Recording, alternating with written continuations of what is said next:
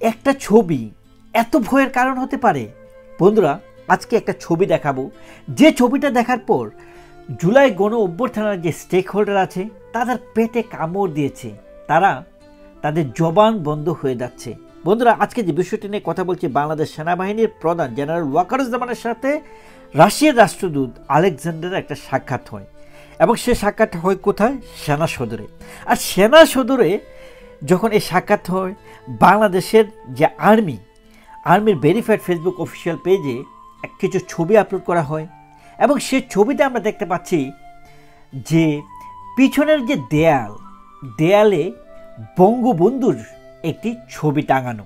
আর যেটা দেখেই দেখা যাচ্ছে যে পিনাকি ভট্টাচার্যের বুকে ব্যথা শুরু হয়ে গেছে, পেটে কামড় দিয়েছে, মাথা নষ্ট হয়ে যাচ্ছে, মাহফুজ আলমদের মাথা নষ্ট হয়ে যাচ্ছে। কারণ আপনারা জানেন যে বঙ্গভবন থেকে বঙ্গবন্ধুর ছবি আসলে সরিয়ে ফেলেছিলেন এই মাহফুজ আলম, কিন্তু আজকে আমরা দেখলাম সেনা সদরে বঙ্গবন্ধুর ছবি দেয়ালে টাঙানো। আর যেটা দেখেই পিনাকি ভট্টাচার্যের ফেসবুক যে স্ট্যাটাসটি, সেটি হলো জুলাই গণ অভ্যুত্থান বিপ্লবের তথাকথিত নেতা জেনারেল ওয়াকারুজ্জামান আসলে কে তা জানতে হলে তার পেছনে টানানো সোহরাওয়ার্দীর বডিগার্ডের ছবিটা দেখুন। মানে বঙ্গবন্ধুর ছবিটাকে তিনি দেখিয়ে এখানে কমেন্টস করছেন যে এই মালটি টিকে থাকলে প্রথমত চুপ্পু, দ্বিতীয়ত ফ্যাসিস্ট মুজিব ও খুনি হাসিনা, তৃতীয়ত আওয়ামী লীগ এবং চতুর্থত ইন্ডিয়ার আধিপত্য বেঁচে থাকবে।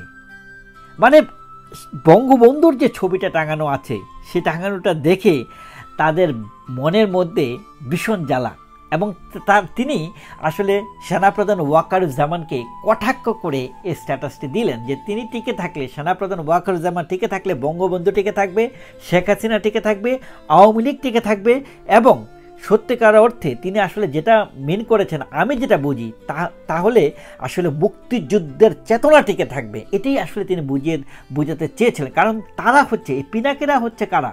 যারা মুক্তিযুদ্ধের বিরোধী শক্তি, যারা জামাতের শক্তি, জামাতের পৃষ্ঠপোষকতায় দেশ ছেড়েছিলেন এই পিনাকি ভট্টাচার্য। আজকে সে পিনাকি ভট্টাচার্য বিদেশে বসে বাংলাদেশ নিয়ে তার স্বপ্নের কথা বলছে, কিন্তু তাদের সরকার, এই জামাত সরকার থাকা সত্ত্বেও তারা বাংলাদেশে আসে না।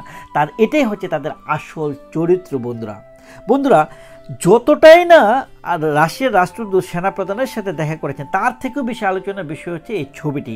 যাই হোক, তারপরেও আপনাদেরকে আমি বলি সংক্ষেপে যে বিষয়টা নিয়ে আসলে সেনাপ্রধানের সাথে রাশিয়ার রাষ্ট্রদূতের কথা হচ্ছে, সেটি হচ্ছে যে তিনি আসলে পারস্পরিক কুশল বিনিময় করেন, পাশাপাশি বাংলাদেশ এবং রাশিয়ার সামরিক বাহিনীর মধ্যকার প্রযুক্তিগত ও সামরিক সহযোগিতা বৃদ্ধি নিয়ে আলোচনা করেন। এছাড়া বাংলাদেশ এবং রাশিয়ার যৌথ সামরিক মহড়ায় অংশগ্রহণ প্রসঙ্গেও আলোচনা করা হয়েছে বলে জানিয়েছে বাংলাদেশ আর্মি। বন্ধুরা, এই বঙ্গবন্ধুর ছবিটা নিয়ে তাদের ভিতরে যে এত ভয়, এই বিষয়টাকে আপনি কিভাবে দেখছেন কমেন্টস করে জানাবেন। Thank you so much.